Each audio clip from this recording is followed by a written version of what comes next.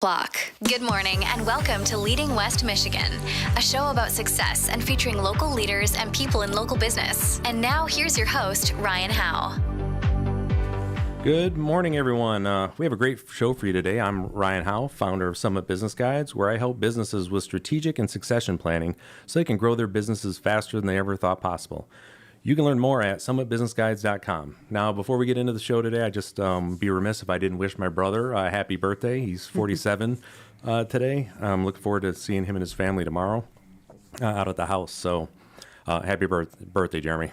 All right, so this show is, again, it's all about learning about our guest's leadership journey. And joining us today is Andrea Large, the Executive Director for the Community Foundation for Mason County. Good morning, Andrea. Good morning. All right, so while I was away, I spent the better part of a little over 25 years away between the military and other work. Wherever else I went, it was Andrea. It has been so difficult coming back here to the world, basically the land of Andreas again. So if an Andrea slips out at some point, just throw something in my general direction, okay? Okay, no worries. All right, so again, so definitely welcome. It looks like we're going to have a great day out here today. And again, thank you so much for joining us. So for those who do not know, we'll just start with, what is the Community Foundation for Mason County? Just give a quick synopsis, and we're going to spend some more time delving in later. The Community Foundation for Mason County is here we really work on helping connect donors to the causes they care about. We provide grants in the community that reflect the communities that we serve and provide leadership on community initiatives. And we have really three main areas. We have our grant making and partnering on community projects, but we also launched our Kickstart to Career Child Savings Account program in 2019, where we provide child savings accounts for every kindergartner in Mason County, and then we add a new cohort each year. We also have our Youth Advisory Council that is comprised of students from all the high schools across the county, and we have Rich and Beth Kirby that lead that program.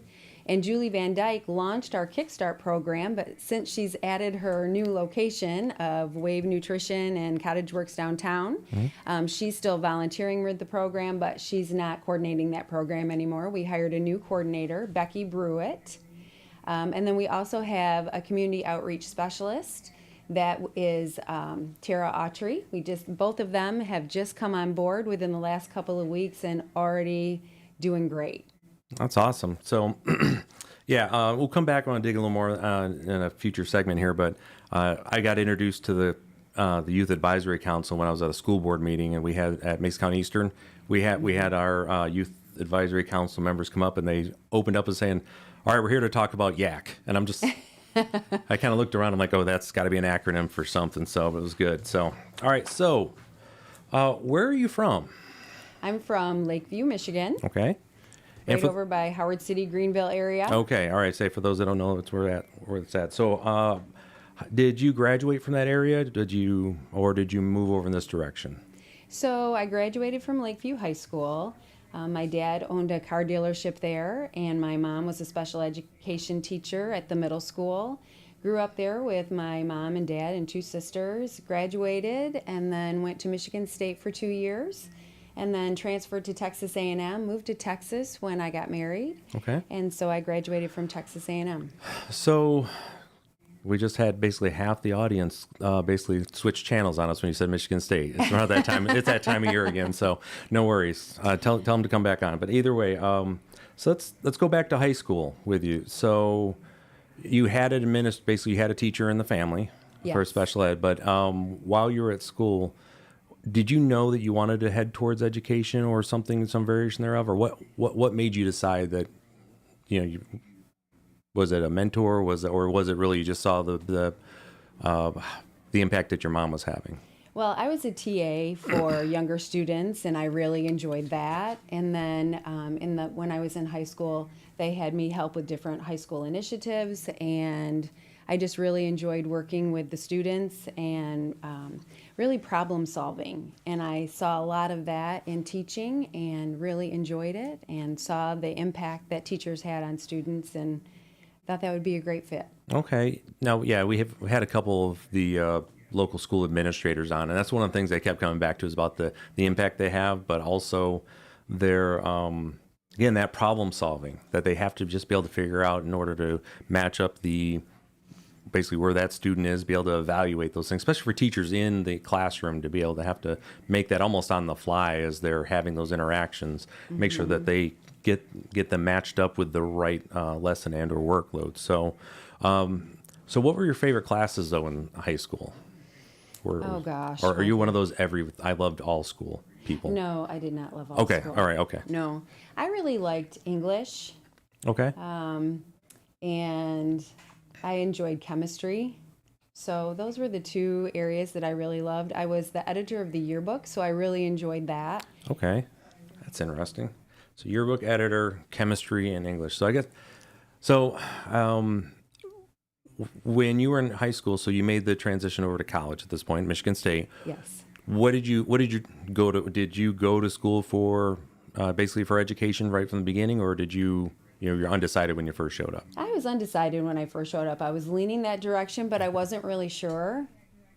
And then as I got into those classes that are more targeted toward what you're going to do, education was the route for me.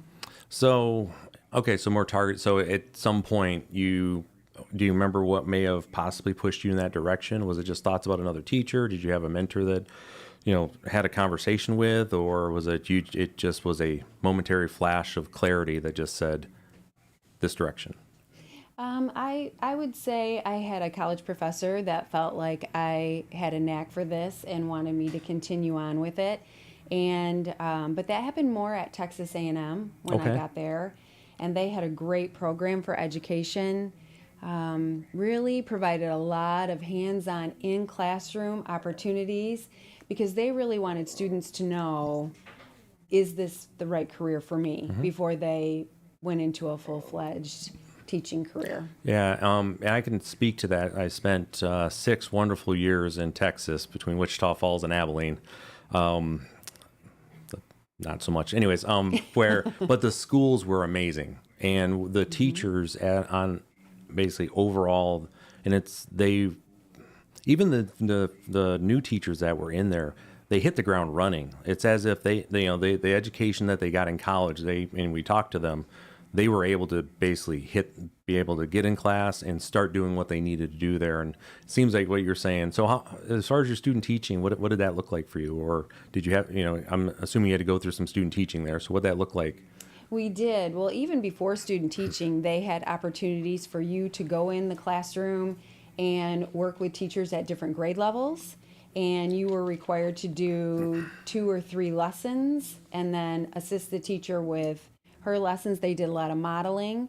But then when we went in, so we were prepared when we went for student teaching. For sure. And mine was a little interesting because I was married at the time that I transferred to Texas A&M. That's why I moved to Texas. That's where my husband's job was.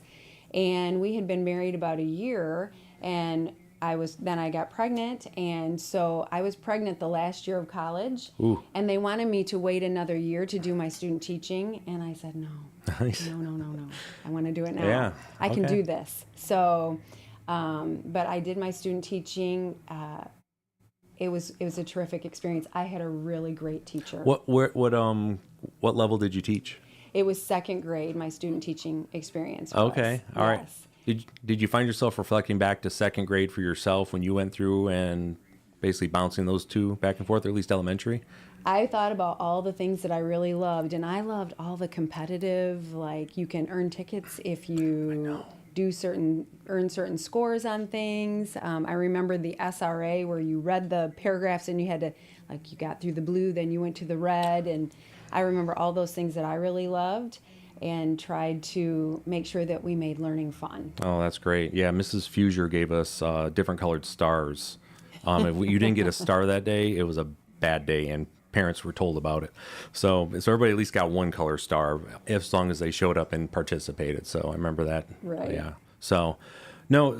So with that, did you want to teach elementary? Is that where you eventually made that decision? Because, obviously when you're going out looking for jobs, there's the, different opportunities. So when you did your student teaching, is that where you knew you wanted to be in that level? Yes, I wanted to teach elementary. I really enjoyed the younger students, But it was interesting because when I was there, I noticed that students and families were struggling with a lot of various things. And so I decided to get my master's in school counseling. And when I did that, my first school counseling position was at a middle school, and I loved working with middle school students. And then my next position that I took was at a high school, and I really loved working with high school students. And I thought I would probably go on and maybe be a counselor at a college. Yeah. I found that I really did enjoy the older students. So I love K-12, Yep. really all of them, but high school was one of my favorites as a counselor. So what was it about counseling that that really drew to you? Because again, it's a different dynamic than being in the classroom. To you, what was it about the counseling that you really enjoyed? Oh, I felt like as a teacher, you're so focused on your lessons and making sure that students get to where they need to be academically so they can be successful. And there's not a ton of time to invest in, spending individual time with each student, and teachers do a terrific job of that. But as a counselor, that's what you get to do all the time. Okay. And really help those kids. So for those that don't know what a counselor does, because they think it's just the person that's in the office that I go talk to when I got a thing, or I need somebody to sign off on this so I can go get work, or whatever it ends up being. What's the ultimate goal when you're as a counselor? Let's say at the high school level. What is the actual responsibility there? Well, it's interesting because at high school, when you're in elementary and middle school, it's more the social emotional.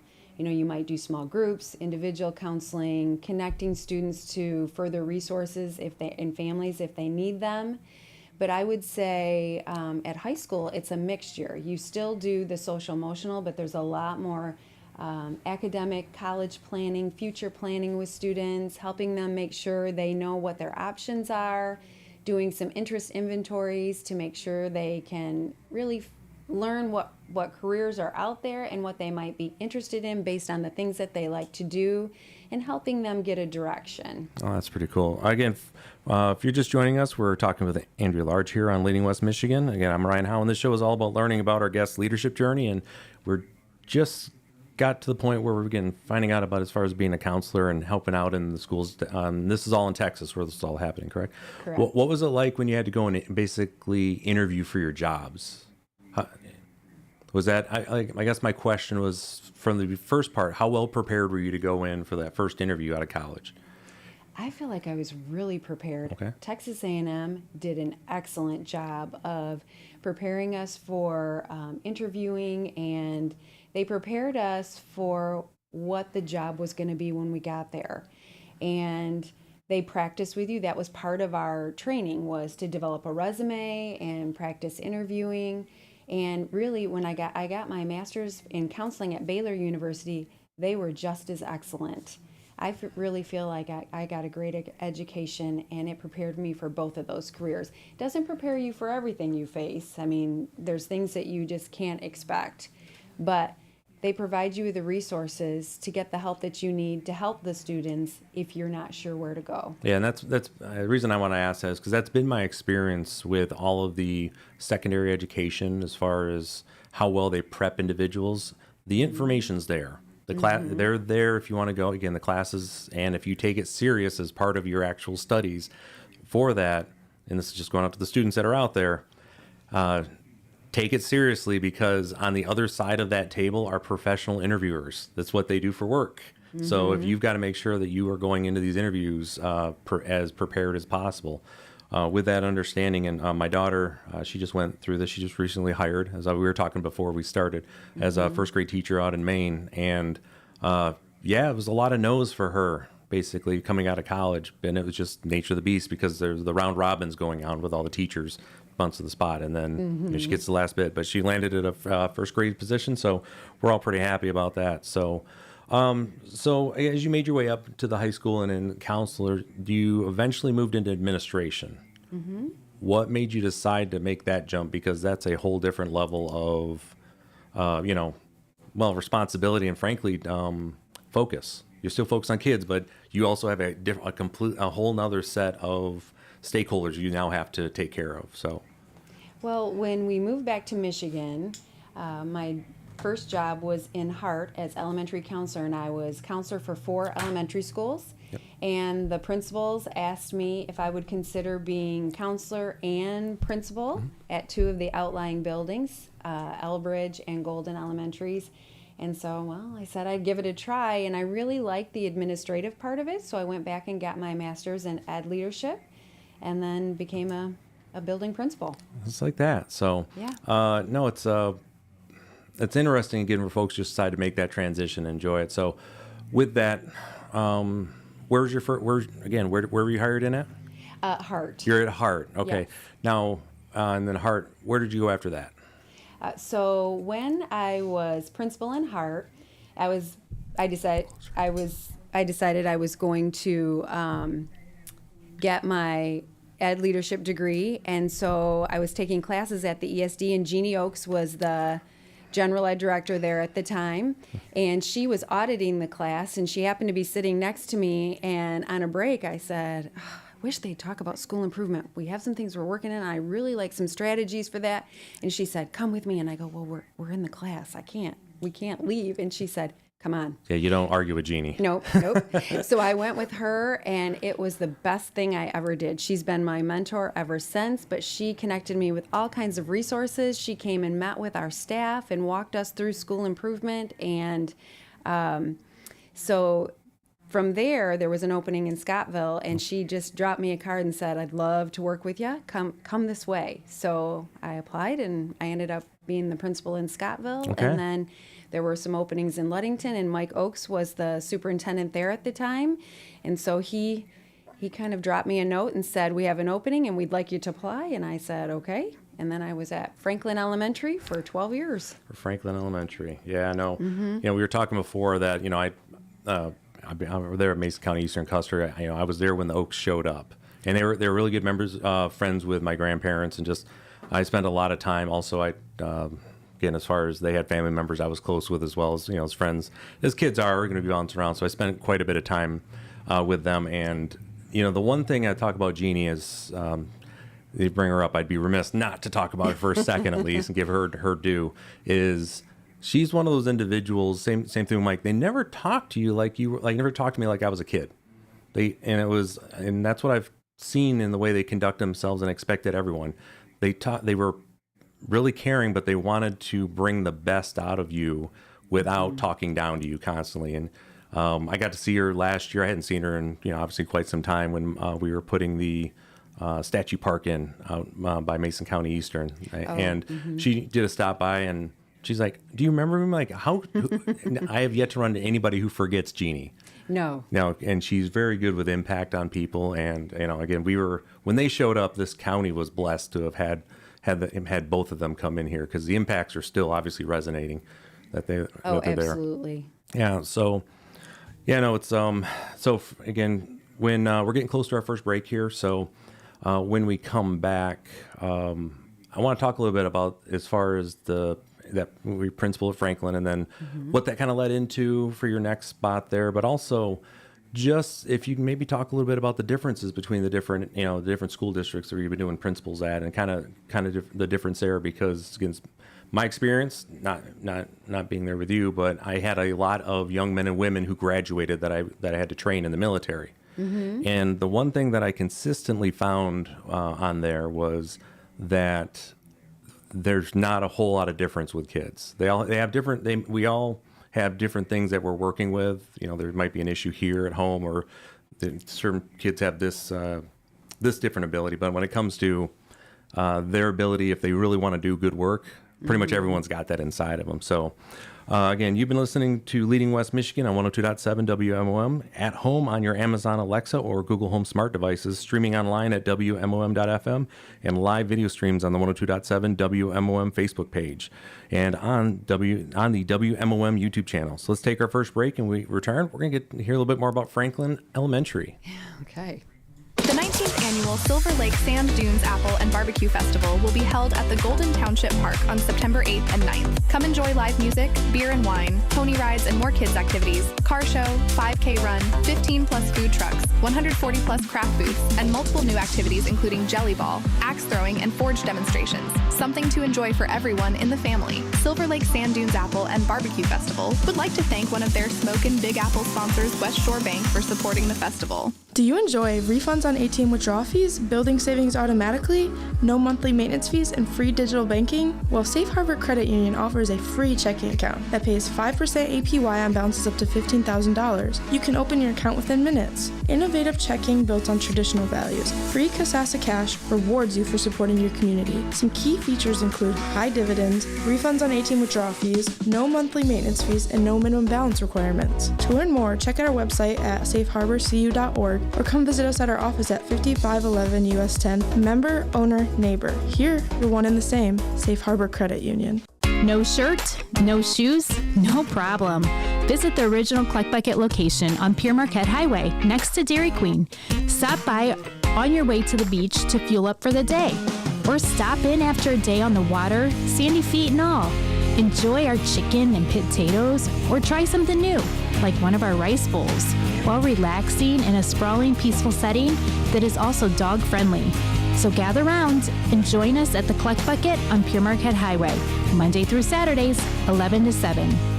It's another way to increase the awareness of your events and happenings. It's Mom's Fridge Magnets, presented by Watson Motors, West Michigan CMH, McGee Insurance, and Lakeshore Automotive and Tire. Another fridge magnet comes your way next. Our service team at Watson Motors in Ludington and Manistee will treat your vehicle like one of our own. We're by your side whenever you need car service or repair work done. Watson Motors in Ludington is located at the corner of Dennis and US 10 and in Manistee on Parkdale Road across from Big Al's Pizza. Did you know getting regular oil changes improves your vehicle's mileage and improves your engine's performance? Clean oil is essential for keeping your engine and all the engine controls running smoothly. Stop by Lakeshore Automotive and Tire in Ludington to have your oil changed. Shore Family Chiropractic and Common Grace Birth Support presents the Lakeshore Mama and Me Expo. Come out and meet the people who can support you during the early childhood years. Saturday, September 23rd from 10 to 1 at the Hart Wesleyan Church. If your group or nonprofit organization has an announcement that you would like others to know about, reach out to us and we'll add it for free to the Fridge Magnet program thanks to Lakeshore Automotive and Tire, McGee Insurance, West Michigan, CMH, and Watson Motors. It's Leading West Michigan, and our special guest today is Andrea Large, Executive Director, Community Foundation for Mason County. Now, here's your host, Ryan Howe, on 102.7 Mom FM. Welcome back. When we were heading into the break, we were discussing as far as your work over at Franklin Elementary. So what was that like landing in that spot? Because you'd been making your way, I want to say smaller schools per se, but now you've landed in over here in Ludington. What was that like? Oh, it was definitely a transition, but I feel so lucky at all of the schools I've been at. We've had just outstanding teachers, really. I cannot say enough about how terrific the teachers are. And when I was at Franklin, there was definitely the leadership, the teachers that really provided leadership in the building. Mm-hmm. And, if you had some ideas, and I always had ideas, and so if you have some ideas, and sometimes I'd hear a groan, and sometimes they'd say that's going to work, and sometimes they'd say that isn't going to work. But really, that leadership team, you lean on them and you count on them. People used to say, how are you, like you've got all your stuff, you're on top of it. Things are going. And I said, it's not me. It's because I have Wendy Rosbach, who's second grade teacher, who's coming in saying, okay, now we've got this coming up. Have you thought about putting this out to teachers? Oh, yeah, okay, yeah, I better get on that. I would have Jan Jacoviak, who was our reading specialist, say, we really need to work on our intervention time. Things aren't working. So really listening to the teachers is so important. Yeah, again, we're continuing our conversation here with Andrea Large. And yeah, again, that's just a theme that in all supervisory business, in a business sense, anytime that you're basically in a leadership position, listen to the folks around you and they'll tell you. Again, the biggest thing though is also being able to deliver on some of those requests too. And also, if you can't, again, budgets are a thing, and also board priorities may be different than where you want to go. But again, just be able to deliver on those things as well, which definitely appears you're able to do that. So as far as for Franklin and let's say Hart, what any differences per se on those as far as administration wise that you would see? When I was in Hart, they were the smaller outlying buildings, and I was also the counselor. Okay. So sometimes being in having those two roles, sometimes there were a little more time spent on counseling rather than the administrative things. It just depended on what the needs were. When I was at Franklin, I was totally focused on being a building administrator, although those counseling skills really come in handy. Yeah, no, absolutely. Well, yeah, I've said a couple things, but I've always said everybody in business should have to do at least one or two jobs, either be a teacher, find a way to teach, or do HR. You get empathy just instilled with you because you can't do either of those jobs without having that, and be able to bring that back in some sort of administrative role. It makes all the difference in the world. So it really does. Yeah. So what was next for you after your time there? So what was next as far as your work? So I was principal at Franklin for 12 years, and then Cal DeKuyper, our superintendent, took another position, and Jeannie reached out and said, I think you should go for it. There's that name again. Yeah, Yep. Jeannie. And then I had some other folks that encouraged me. So I applied for the superintendent's position and became superintendent of Ludington area schools. And I really enjoyed that job too. That was really nice to be able to focus on an entire district rather than just one building. But that was kind of a hard transition because you kind of feel like your building is home. And I found myself constantly wanting to go back to Franklin to visit them. And so I really had to focus on really becoming familiar with the entire district. So my experience so far coming back, again, working with the superintendents around here, is that they are an extremely supportive group. Oh, yes. When you got the job, what was that like as far as outreach or whatever? What was that like with the superintendents around here? You're exactly right. They were very welcoming and would give advice when needed. And I remember one of the first things when we had to call snow days, I don't like to miss school. I want school to be in session every day. And they always talk about a building administrator from years ago. Maybe Hal Madden, maybe? I can't remember the name of the administrator, but they said he'd throw a brick out the window, and if it didn't blow back in, they were having school. And so I said, okay. They were kind of comparing me to him because I hated to call school off. Well, one day, we all call each other early in the morning to decide if we're not going to have school. And Paul, shout from Mason County Eastern, said, Andrea, you need to trust us on this and just do it. I said, okay. And so we ended up calling it, and it was a great decision, and I got in the loop on that, but that was hard. Oh, I believe that. I didn't want to take that advice. Yeah. So the students, so all of those who had to survive the 4 years as superintendent, correct? Yes. The 4 years of barely any snow days. You now understand it's because she wanted to see you. I wanted to spend to see time you. with everybody. Yes. Okay. But there was one year where we had a ton of snow days, and the kids gave me a Burger King crown and called me the Snow Day Queen. Not a title I wanted to have, but I still have my crown. No, those are some of the best because you know that you're living rent free in their heads at that moment. You're making an impact in one way. And Yes. So, what were some of the accomplishments, or what were you able to get done during your tenure there? As superintendent? As superintendent, yeah. Yeah, well, we really had to, budgets were tight at that time, so we really had to secure our financial status, and so we worked on that. We really worked on streamlining curriculum, K-12, and establishing systems for that. And then we also built in some funds, some competitions for teachers and things around Halloween costumes, and just tried to make it fun along the way. Okay. Now, again, a 4-year stint there. So I would have to ask, why the short stay as a superintendent? Well, when I applied, I said, I have I can retire in 3 years. So I just wanted to make sure that I would have a 3-year contract that I could finish out if I wanted to. And I ended up going 4, but after 30 years, I was ready. Being a superintendent is a great job. It's a very rewarding job, but it's a 24-hour job a day. You're never done. And my son and his wife were starting to have kids, and so I wanted a little more freedom. So after 30 years, I decided it's time to retire. And at that time, Jeannie was working with the Community Foundation and Mike before her.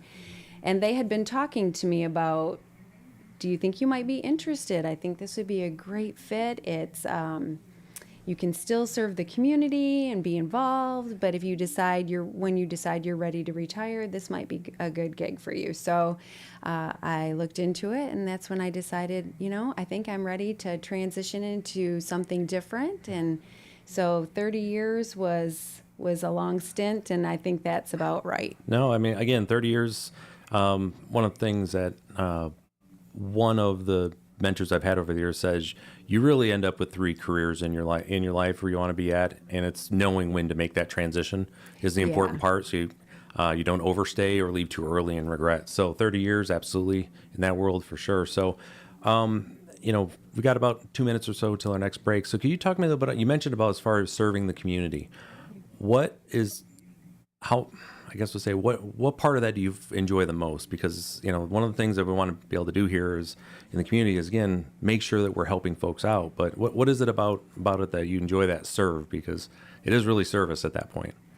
Well, I really like figuring out the needs and figuring out how we can address those or make them better. And it was that way in school. As a principal, we were seeing an increase in our behavior referrals. And so we researched positive behavior support systems, and we incorporated little advisory groups. We called them SOAR groups, where we had multi-age students together in the morning, and we would have themes each month on social skills. And we saw our referrals go down significantly. As a superintendent, we had state and federal funds to help students who were struggling to have extra programming in place. So figuring out how we can more strategically use those funds so we could free up our general fund to help the teachers with what they were working on in the classroom. And at the Community Foundation, looking at the resources we have and how can we best use those to help our community. I love that. Yeah, it's definitely apparent. We're going to talk a little bit more about that after the break. So you're listening to Leading West Michigan on 102.7 WMOM, at home on your Amazon Alexa or Google Home Smart devices, streaming online at WMOM.FM, and live video streams on the 102.7 WMOM Facebook page. So we're going to take our next break, and when we return, we're going to hear more about your time with the Community Foundation. Colonoscopy, a simple procedure to screen for colon cancer, is now recommended beginning at age 45. Early detection is the key to saving lives from colon cancer. This simple procedure helps detect colon cancer in its earliest stages. Be proactive about your health. Talk to your primary care provider or call 231-843-3717 to schedule your colonoscopy at Corewell Health, Ludington Hospital. West Shore Bank is celebrating 125 years serving communities along Michigan's Lakeshore. Since 1898, we've been helping families purchase homes, start businesses, and build nest eggs, committed to improving their financial well-being. Join the anniversary celebrations by following us on social media, visit westshorebank.com, or stop into any of our 9 branch locations. West Shore Bank, making a difference in your life from generation to generation. Member FDIC, Equal Housing Lender. Looking for a great place to take the kids this summer? Spartan West Bowling Center has Cosmic Bowling every Friday and Saturday this summer. Busy on Friday and Saturday? Take the kids bowling at Spartan West on Sunday for Family Day. Spartan West is open every day except Mondays and Tuesdays. The bowling alley will open Monday and Tuesdays if it's raining. So call Spartan West to see if the doors are open for everyone. Did you know Beamer's Restaurant is located inside Spartan West Bowling Center? Beamer's Restaurant has Mason County's best fish fry on Fridays. Beamer's Fish Fry is an all-you-can-eat fish fry, so you are guaranteed that you will never leave hungry. delivery. On Saturdays, you can enjoy Beamer's flavorful burgers and crispy pizza while knocking down pins. Spartan West is open Wednesday and Thursday from 3 p.m. to 9:30 p.m., Friday and Saturday noon to 11:30 p.m., and Sunday from noon to 7 p.m. Come to Spartan West Bowling Center, located just east of Stiles Road on US 10, or give them a call, 231-757-2391. That's 231-757-2391. You're listening to Leading West Michigan with host Ryan Howe, speaking with this week's guest, Andrea Large, Executive Director, Community Foundation for Mason County. Now, more of the show on 102.7 Mom FM. All right. Hey, welcome back. And before the break, here with Andrea, we were talking about basically the transition moving on to the Community Foundation. But before we get to that, I'd like to talk a little bit about your time on boards and your board work in the community. Okay. So if you could list off the 417 boards that you're, or no, just if you could kind of highlight some of the boards that you're on and what the focus is for those boards. Okay. Well, one board I'd like to talk about that I recently transitioned off was the Mason County Promise Board. The Mason County Promise is a 2-year scholarship to West Shore Community College for any student that lives in Mason County. And it's a wonderful, wonderful opportunity for kids here. We really worked to get the promise in place when we started on that board, and right now they're looking at how they can expand the promise, and I think that's so important for our community. I also serve on the West Shore Bank Board. I serve on the Mason Chamber Alliance Board. I serve on the Board of Education at our church. And I serve on the West Michigan Regional Shoreline Commission Board. That's a lot. It is. That's a long word. Yeah, it's a long way to say that. So I'm going to have Jody on next week for the Promise to talk about her, which is going to be great. Yeah, and she's fantastic. And when did Promise actually start up? Oh gosh, I believe 2018. Okay, so we're just now, Jody and I were kind of chatting, but we're just now starting to get some good numbers back and demographics to be able to champion those things, which I'm excited to be able to see that piece. So what was given on the board? What's the goal you want to be able to hit numbers wise, or how do you measure that as far as a board to be able to put that down with Jody to say go meet this thing? Really trying to increase those numbers of students that are going to college and obtaining their degree. It's not just getting them to go to college, but getting them to complete their degree of study. Right now, and I don't know the numbers, I think the last time I looked at these numbers, we have about 58 to 60% of our students that go to college, and about 37 to 40% that complete their program of study. Okay.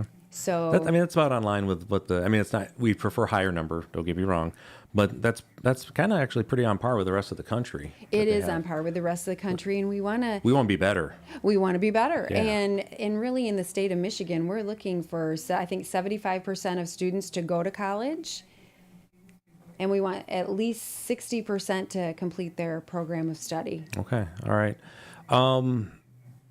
So let's see the Chamber Alliance, and we had Brandy on here, which that was a lot of fun. I love Brandy. She's sunshine in the room whenever she walks into the place, which is great. So when did you join the Chamber, as far as the board for the Chamber? I believe that was 2 years ago. 2 years ago. Mm-hmm. So what is the focus now that we're past the, I'm not going to say it right, 150th, the sesquicentennial, whatever it is, 150 year thing. So what's the focus going forward after this for the board, for the Chamber to go work on? So the Chamber is working on, they provide a leadership program for Mason County, and so they're working on continuing the leadership program and looking to make that regional. Working on making sure that we're serving our business community and providing the resources that are available. And maybe the Chamber really has a lot of programs under their umbrella. So we're unique here in that way, and looking how we can help other chambers. Yeah, they definitely have a large scope for sure. And again, the board, and that didn't just happen like organically. That's something, obviously, the boards have over time said we're going to continue to bring this on so we can make sure these things are championed. And again, that's a big part of board work out there. And again, for those of you who may be interested, learn who are board members and just come up and ask, like, hey, how did you get on a board? I'd like to be able to help. What might be available. So let's make a transition over into your, again, community foundation. So when you landed there, all right, what did that look like in the handoff from Jeannie? Well, Jeannie is just phenomenal. She knows everyone in the community and is involved in a lot of projects and nonprofits. So she continued her mentorship for me and actually transitioned to the Community Foundation board. So it's always nice to have the previous leader there to give that background and help with insight as you work on strategies moving forward. So we engaged in strategic planning at the Community Foundation and launched our strategic plan in 2022 and focused on really 3 priority areas: education, improving workforce supports, and community development, those recreation and quality of life opportunities. So that gives us a lens to look through as we evaluate grant applications, as we look at what the Community Foundation is going to get involved with, and helps us narrow the focus a little bit. And we established those priorities based on what the community told us, where they thought we could have the greatest impact with our resources. And our resources are only possible because of the donors and the generosity that lives here. Oh yeah, for sure. It's definitely something that's getting self-funded for the most part to make things better. So I'd like to talk about that Youth Advisory Council for a little bit, because that's, obviously me being on the Mason County Eastern School Board, that's important for me for the youth. But how has that evolved over time that you've been able to see? Oh, so Monique Salimos was the previous Youth Advisory Council leader, and she really worked to begin with the kids on developing leadership skills and started our first retreat where the students went on a retreat to really get to know each other. Having students from the different school districts, you spend a lot of time when you only meet one time a month getting to know each other. There's a lot of, sitting and everybody's looking at each other. It's kind of intimidating. So the retreat really helps crack that egg where the kids are comfortable with each other, and then your work really begins. They establish a needs assessment with students across the high schools. There's a survey that goes out and identify the 3 greatest concerns of students. And on our most recent needs assessment, it was teen mental health, substance abuse, and academic stress. And so that's what they focus their community service projects on. We transitioned. Monique became full-time at the Educational Service District here. And so Beth and Rich Kirby are now our Youth Advisory Council leaders. Beth teaches special education at Ludington Elementary, and Rich is the strength and conditioning coach at Ludington Area District and is a teacher there at the high school. And they have picked up that baton and carried it forward. They're continuing with the retreats. They were the recipients of the Lake Jump last year, and what they did with some of the proceeds from that is they developed a public service announcement on teen stress that the students and Beth, Rich, and then they hired Kate Kirby Films to work with them, and they came up with the script. They did it out at the state park, and it's been playing in our movie theater this summer, and it's also been played on our social media, and we're going to share it with the high schools so they can share it with the teens. That's just one of their projects. But they do a terrific job. They also provide teacher mini grants for all the teachers across Mason County. Up to $500 teachers can apply. The application is open right now and due September 29th. You can find the application right online on our website at www.mason-foundation.org. And what are these grants for? They are to really expand the classroom experience into innovative classroom lessons that the teachers want to do, but don't necessarily, the regular school funding doesn't cover the cost.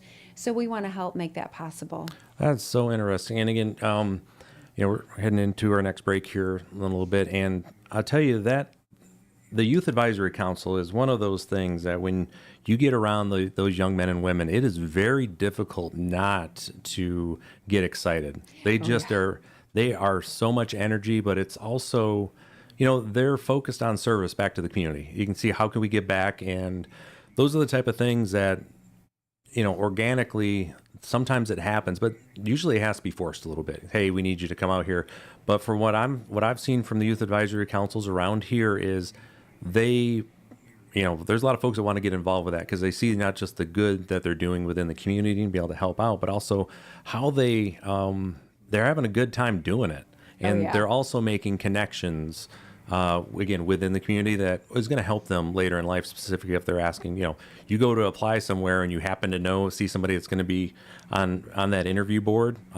It's definitely good if you can say, oh, yeah, remember when we jumped in the lake? Yeah, I was helping with that. So, again, heading to our break here now. But again, you've been listening to Leading West Michigan on 102.7 WMOM at home on your Amazon Alexa or Google Home smart devices, streaming online at WMOM.FM and live video streams on the 102.7 WMOM Facebook page.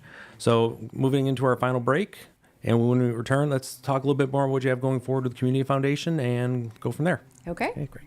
Hey guys, it's Andy. And I'm James. And we're from Ludington Applebee's. We're back to tell you what's new in the neighborhood this month. From now until September 17th, we are offering all-you-can-eat boneless wings and fries. Yep, you heard that right.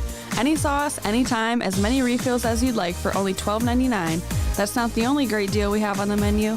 Stop in on a Monday and enjoy any of our delicious burgers for $10.99. Back-to-school activities are in the air. With all the constant running around this time of year, come see us after a long day of shopping or a quick lunch on the run to practice. James, what else do we have going on this month? I'm glad you asked, Andy, because we have something really important happening. We are helping raise donations for Alex's Lemonade Stand, a foundation centered around helping childhood cancer. Their mission is to fund research and also support families during their journey. When you donate $5 to their cause, you get a $5 gift card for the next time you come in. So basically what you're saying is you get to help an awesome cause at little to no cost? Yep, that's exactly the goal. Come see us at Ludington Applebee's. Jigging is a hot new salmon tactic for fishing right now, so stop into Captain Chuck's too for all the gear you need. Captain Chuck's carries jigs from 1 to 3 ounces and has the best jigs like EJ Jigs, Moonshine, P-Line, and Fishin' Freaks.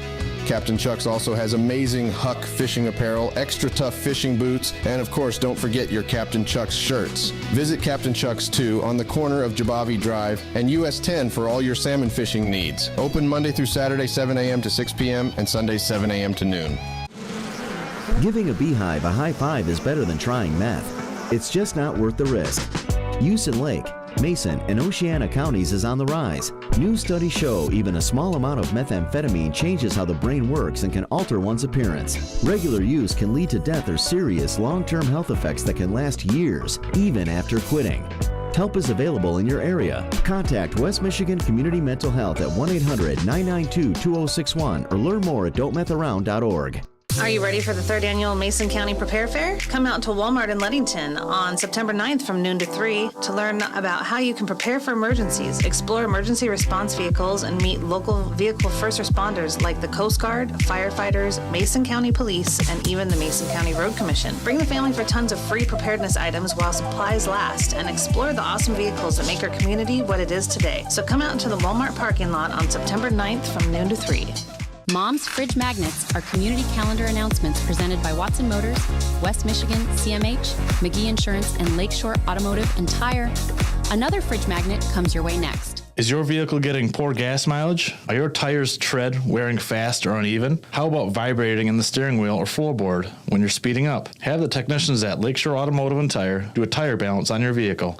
At Watson Motors, we understand your time is valuable. If you prefer to do the process from home, you can start with a trade-in appraisal or a finance application and purchase online. You can even get your vehicle delivered to your home. If at any point you decide you're more comfortable with one of our team members by your side, we're open to pick up where you left off. Watson Motors is located in Ludington at the corner of US 10 and Dennis Road, and in Manistee on Parkdale Road across from Big Al's Pizza. Pentwater is having a farmer's market every Monday and Thursday at the Village Green in Pentwater. The farmer's market will be from 10 a.m. to 1 p.m. Please come see the offerings of the market. The Pentwater Farmer's Market features the best products local farmers have to offer. The Pentwater Farmer's Market includes local wines, artisan cheeses, fresh fish, herbs, lilac starter plants, and more. If your group or nonprofit organization has an announcement that you would like others to know about, reach out to us and we'll add it for free to the Fridge Magnet program thanks to Lakeshore Automotive and Tire, McGee Insurance, West Michigan, CMH, and Watson Motors. It's Leading West Michigan, and our special guest today is Andrea Large, Executive Director, Community Foundation for Mason County. Now, here's your host, Ryan Howe, on 102.7 Mom FM. All right, welcome back. I'm Ryan Howe, and we're on to the final segment with Andrea Large here of the Community Foundation for Mason County. So this last bit really is, if anybody on team that you, again, talk about your team a little bit. I'd love to hear more, but also I think the community would love to hear again about the folks you have on your team. So we have Tara Autry, who we just hired. She's been on the job for about 2 weeks. She's our community outreach specialist, and she's already doing a terrific job. We are so excited to have her expertise on the team. Her role will be really to help get out to the community what the work of the Community Foundation, what's happening in our community, and highlighting the different nonprofits and the work that they're doing, because that's so important to our area. We have Becky Brewitt, who is our new Kickstart to Career Coordinator, and Julie is doing a terrific job of handing off that baton and helping her get up to speed on the program. Becky is new to the area. They just moved here in December. Where'd they move from? They moved from Grand Blanc. Okay.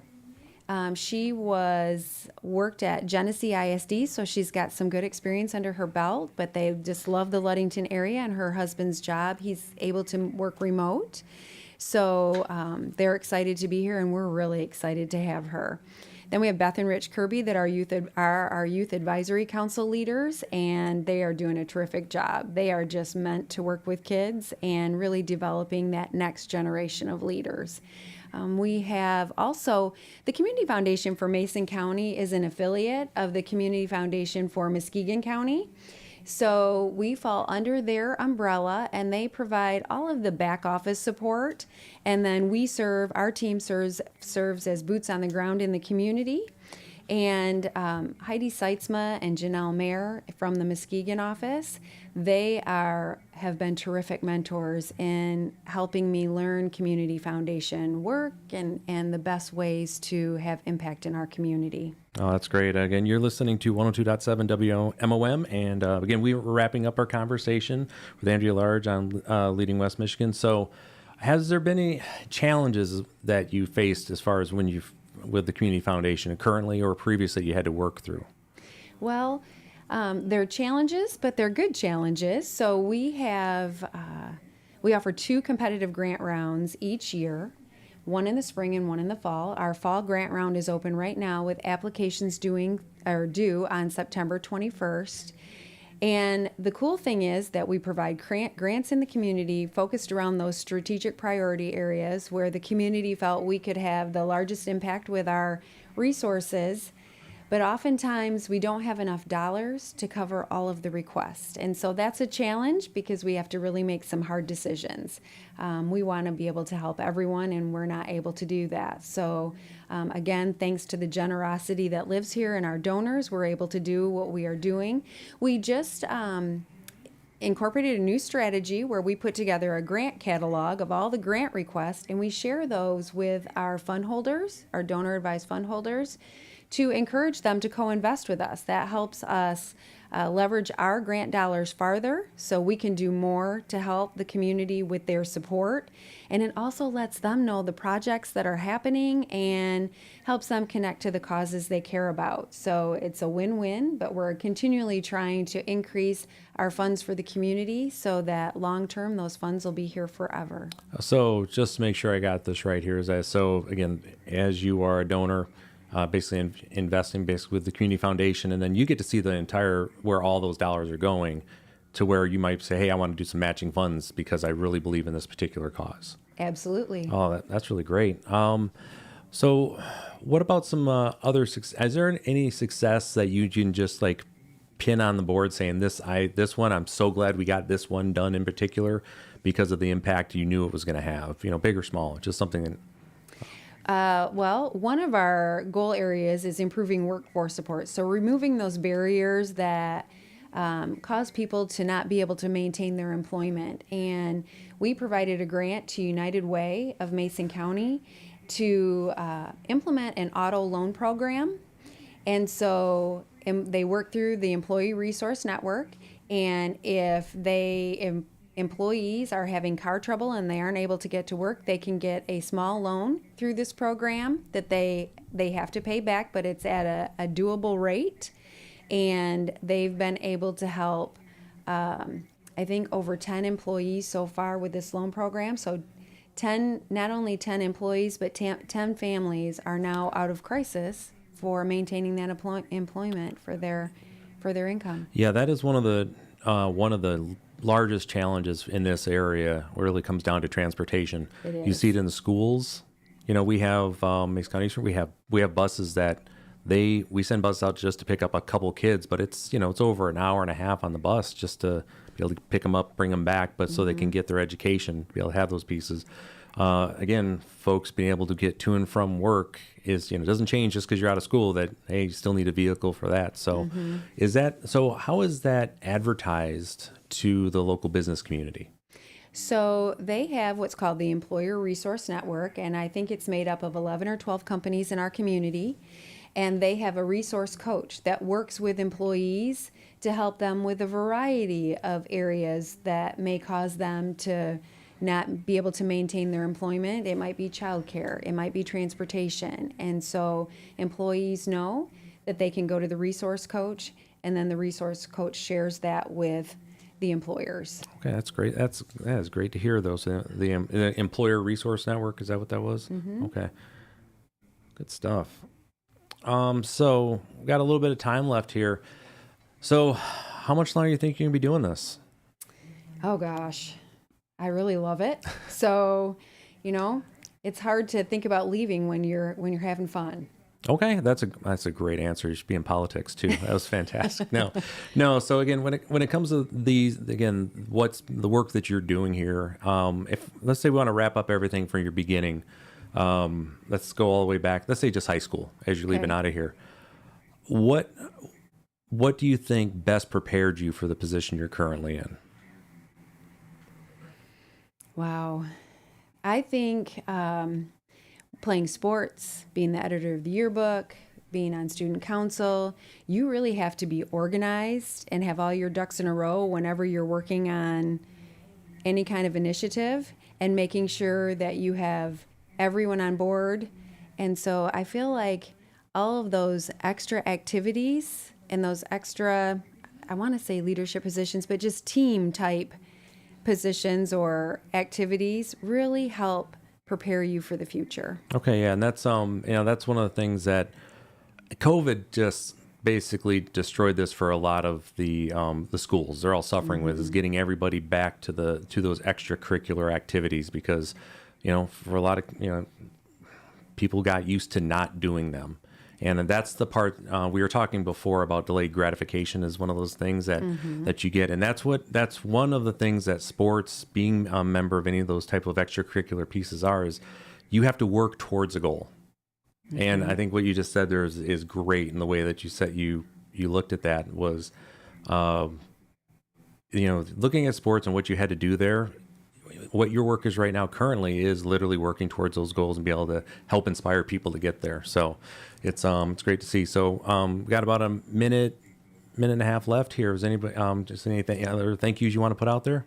Oh, I'm just so thankful for this community and the donors and the generosity that lives here. We could not do the things that we're doing without them.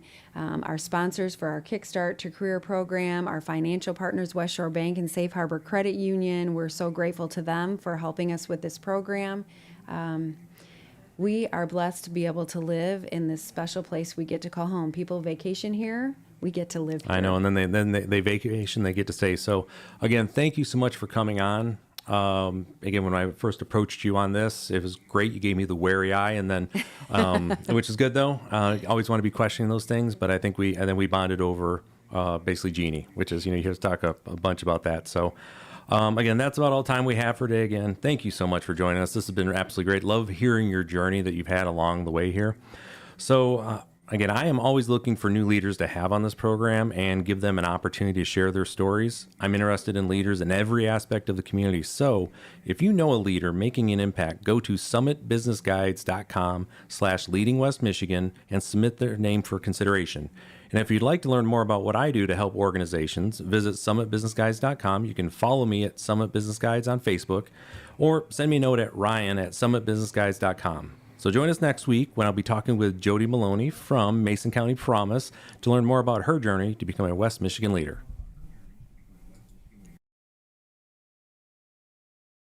You've been listening to Leading West Michigan with Ryan Howe, a weekly program where you hear success stories of local officials and business leaders.